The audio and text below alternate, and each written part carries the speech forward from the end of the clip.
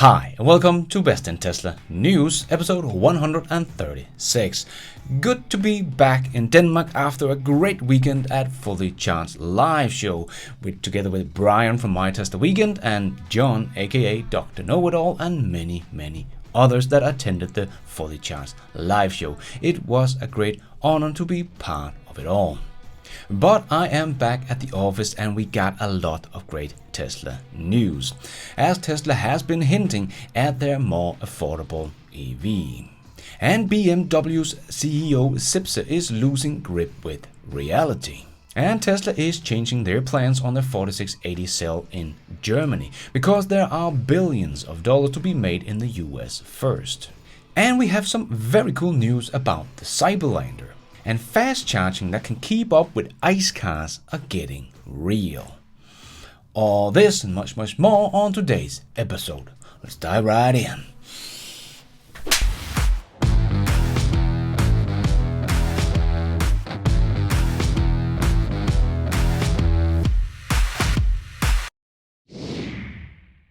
Let's put our living stereo stylus in this groove.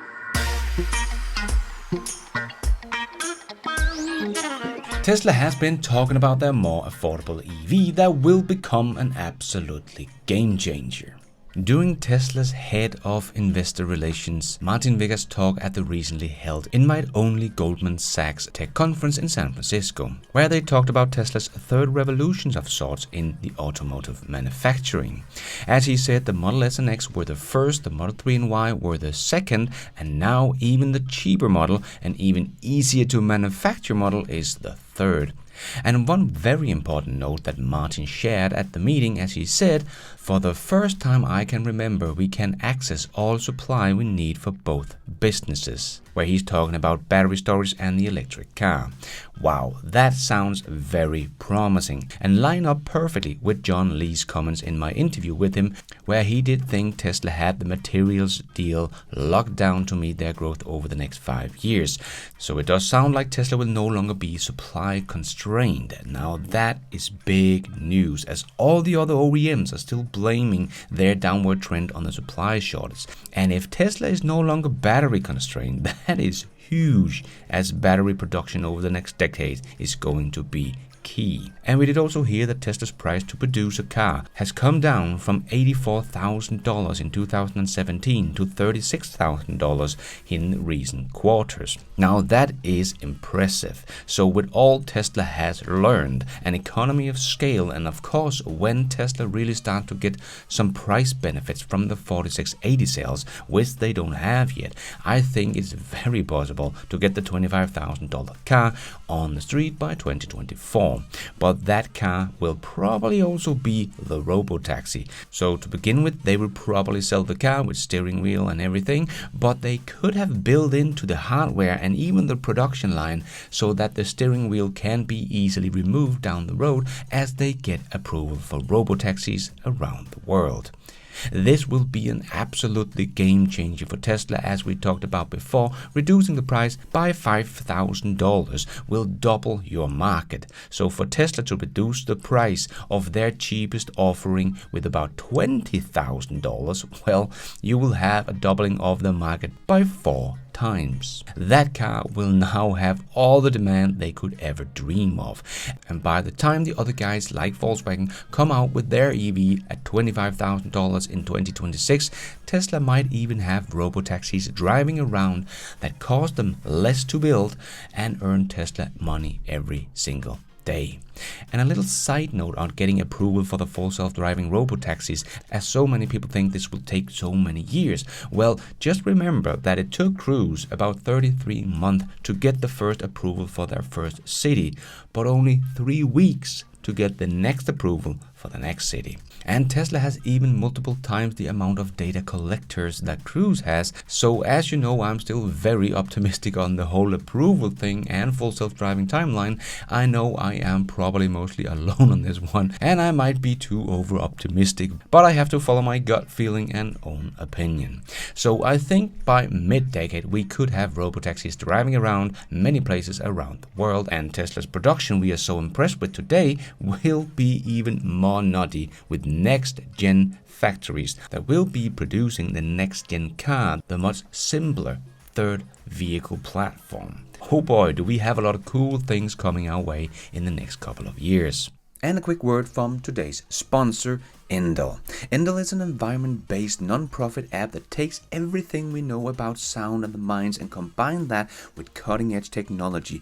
The result is a real-time personalized soundscape designed to help you relax, focus, or sleep. Endel is informed by science, created with science, and backed up by science. So whether you want to boost your productivity or calm your mind or help yourself fall asleep, Endel can do just that. I personally use it when I need to focus on a task because I personally don't use music because I find that more distraction. I always end up singing along with the song, but just sounds that helps my mind into a more focused state. Now that is much more my cup of tea. And also between work during the day, because I am a former top 5 freediver in the world and I use breathing exercises every day anyway to de-stress myself. And then Endel's soundscapes are just perfect for relaxing the mind, and my mind can just escape into this soundscape and calm down even quicker. I really enjoy that together with my breathing exercises. But Endel will actually take this a step further for the car industry as well, because Endel partnered with the group research of Mercedes-Benz AG to test a potential introduction of a one-of-a-kind AI-powered Endel car experience to keep drivers alert and calm. Now that is not a bad idea. On a drive, Endel's AI will generate an appropriate sound environment by analyzing various external inputs such as speed, driving style, weather, road type, as well as heart rate and other personal metrics synced from the individual's Endel phone or watch app. That actually became the Apple Watch app of the year in 2020. That also makes it very simple to use even from your wrist. So if you feel like you could use some help to either calm yourself, boost your productivity, or maybe need some help winding down and falling asleep, well, Endel has even collaborated with musician James Blake and his smooth sound to help you wind down. So, go to my custom link down in the description. The first 100 persons to download Endel with my custom link will get a free week of audio experience. Enjoy! And the US new tax incentive for batteries produced in the US is making Tesla make some big shift in their plans, as the incentive in the US has just become too good. One of the incentive is a $35 per kilowatt hour credit for the US made battery cell. The law also affords a $10 per kilowatt hour for domestic produced models or collection of cells, and additional assistance for companies making raw and intermediate battery materials in the US, which Tesla will also benefit from in 2024 as they start refining lithium, probably on the coast of Texas, as we talked about last week. But just the incentive Tesla can get now means that a battery pack of 75 kilowatt hours we see in the Tesla Model 3 and Y will get a tax break of $3,375. More than $3,000 per car. Or look at it another way, the cost drops by nearly 40% according to Bernstein Research. This is going to make Tesla's new 4680 cell even more profitable for Tesla to produce. And remember, on top of this, there is the EV incentive as well of $7,500. So Tesla is already making a shit ton of money on their cars, but this will make the US-made Teslas very compelling for Tesla to make. So a good thing they have a 1 million plus factory ramping up that is also making batteries.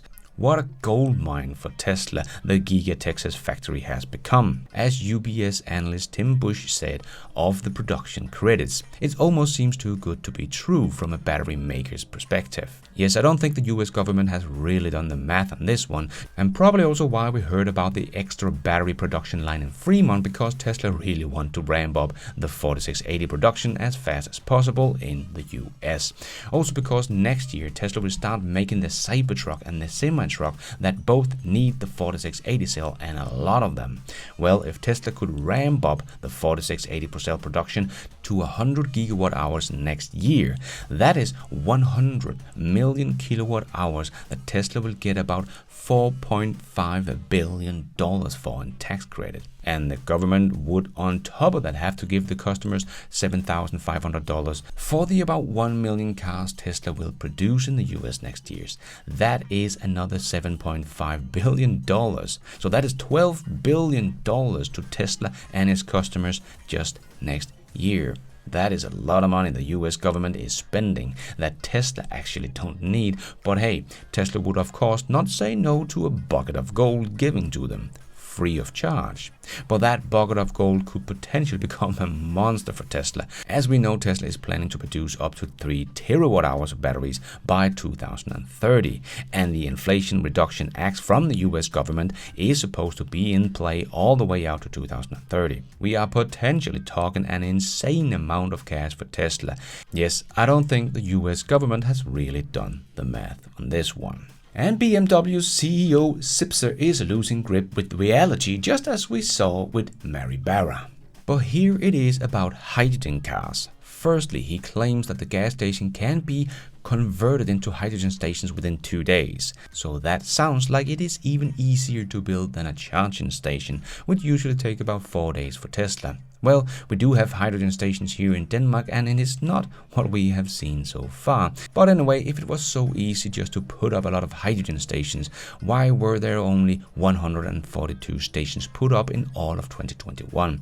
Tesla put up almost 1,000 charging stations all on its own last year, with about 8,000 stalls. And total there is about 685 hydrogen fueling stations operating all over the world. So if you have range anxiety in your BEV, well, you have not seen anything yet. You should try a hydrogen car instead. And they are also often out of order, as we have seen many examples of here in Denmark. We have the biggest hydrogen factory to build hydrogen stations in the world with Everfuel. I actually live just next to one. And also because many of the so-called stations only have one stall, like here in Denmark, the one I just live next to. One stall, and there are only 685 stations. This is so slow compared to EV charging stations and stalls. Shell, for instance, had over 250,000 EV charging stalls globally as of December 2021, including destination charges, I would assume, but everything counts, and a big increase from less than 50,000 in 2020. ABB also had over 400,000 EV charging stalls as of December 2021, an increase of more than 100% compared to previous year. This is not even comparable to hydrogen station. EVs are so far ahead and speeding up like crazy, and hydrogen has hardly started. And also when the hydrogen station in Norway exploded in 2019, all hydrogen stations in Denmark were shut down until they found the cause, and everyone with a hydrogen car was stuck. So no, it is not that easy or cheap for that matter to build a hydrogen station. Zipser also said a hardcore stop of ICE cars would lead to an upheavals that no one could control. Sure, but no one is talking about a hard stop. It will take many years to make the switch, so I don't even understand what he's trying to say here. It just doesn't make sense. But BMW is really starting to sound more and more like Toyota, which has also said that going over to EVs too fast could hurt the Japanese car industry. That is probably true though, because it will hurt the Japanese OEMs that has been moving so slow over to EVs.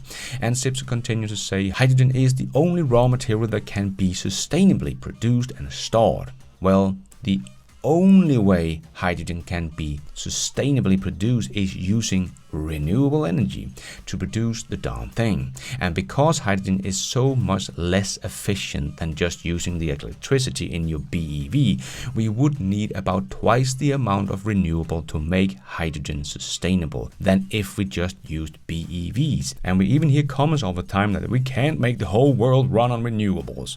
Well, it will at least be twice as hard to make the whole world run on green hydrogen then. And BMW don't even have a hydrogen car you can buy today. The BMW iX5 Hydrogen could see market introduction after 2025.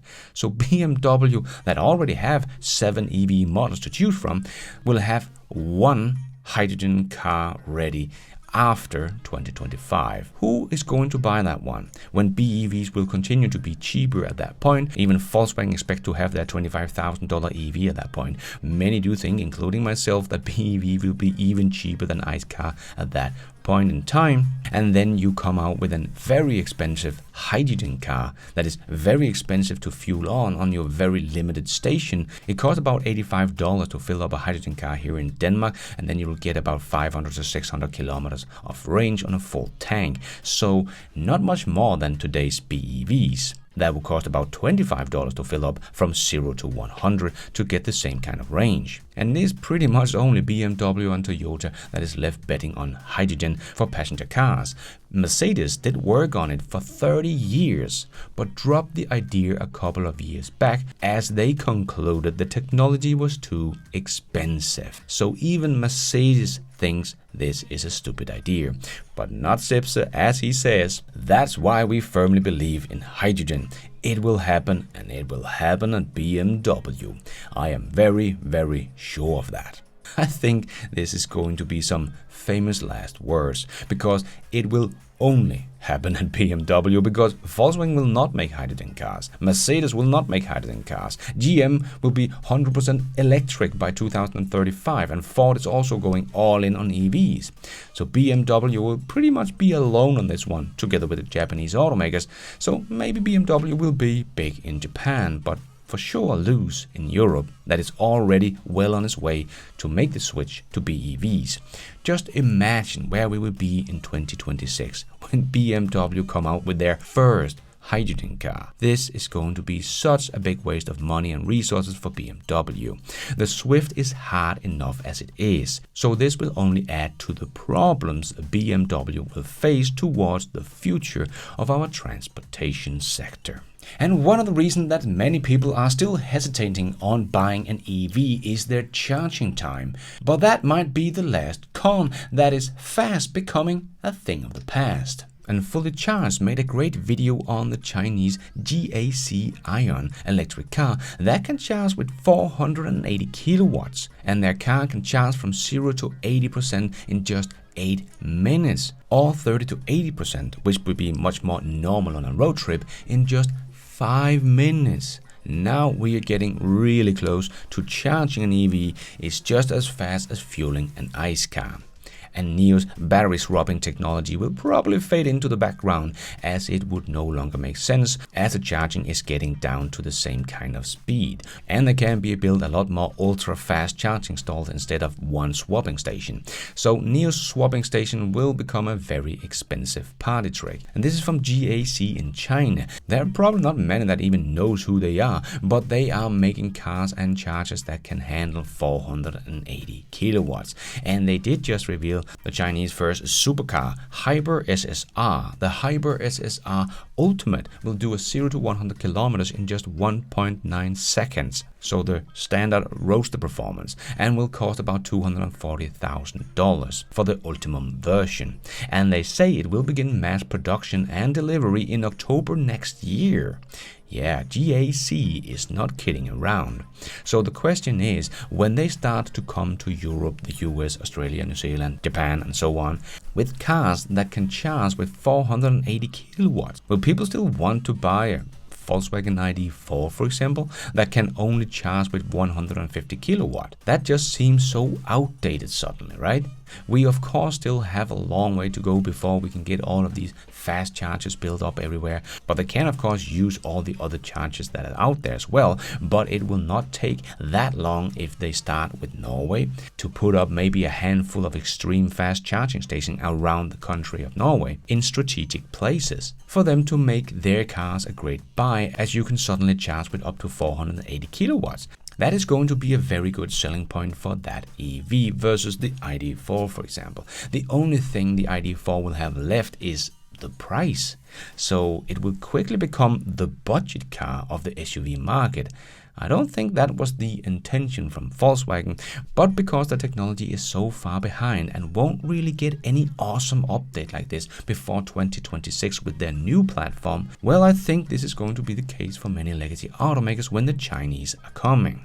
Because it's not only GAC that is coming out with this charging technology. Xpeng did reveal back in August that their S4 superchargers delivers 200 kilometers charge to their G9 in just 5 minutes. Again, 480 kilowatts chargers. And as we talked about last week, Idaho National Laboratory can charge EV batteries from 0 to 90 in just 10 minutes. But this is all about the software, so they expect they can implement this with an over-the-air update. Just as we know, Tesla is working on increasing their charging speed from 250 to 350 kilowatt with only software updates. I very much doubt that we will see this in any of the legacy automakers cars that they have today.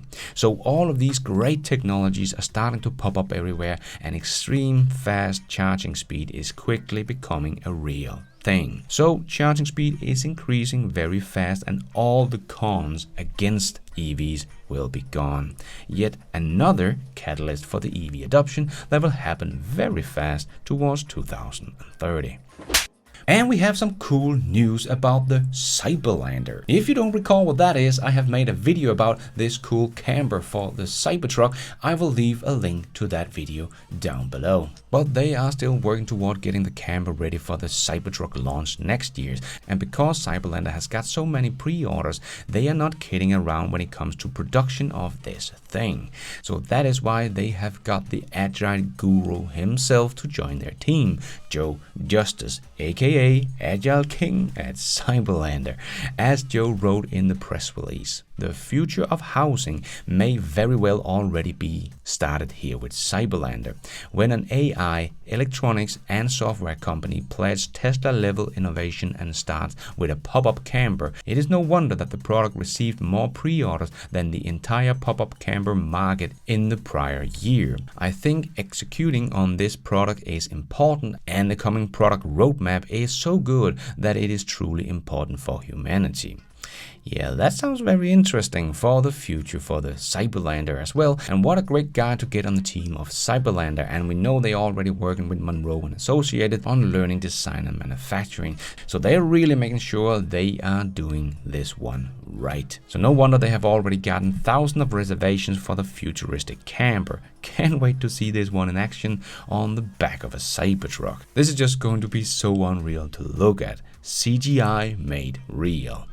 And let's squeeze in the last short news topics into this new show. Yes, it's time for the Tesla Shorts. And don't forget, if you still want to help Randy and me out with the book, we could still use a few more people on our launch team, because we are getting really close on having the draft be ready to be read by our launch team and help out with the launch of the book.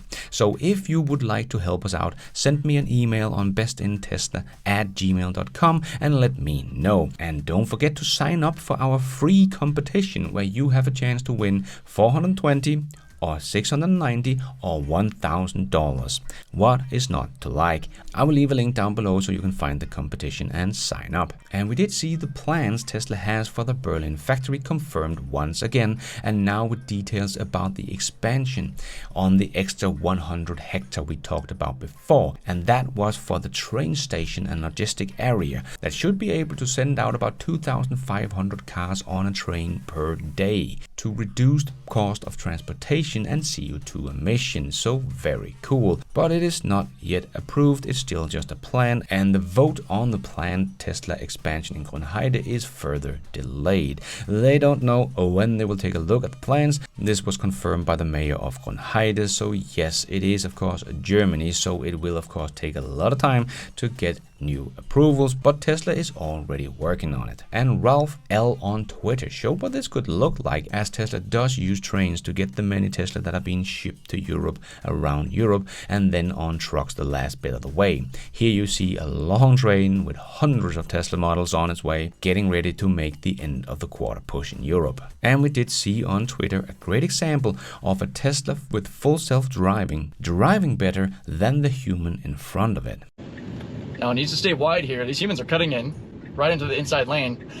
So the Beta did better than both of the human drivers in front of me, the Toyota and the Honda, being in the outside lane, mid-turn, cut to the inside lane. These are things that more and more people need to realize, because we can be quick to judge the beta for making some blatant mistakes, which, while a fair point, still better than our squishy meat sack counterparts.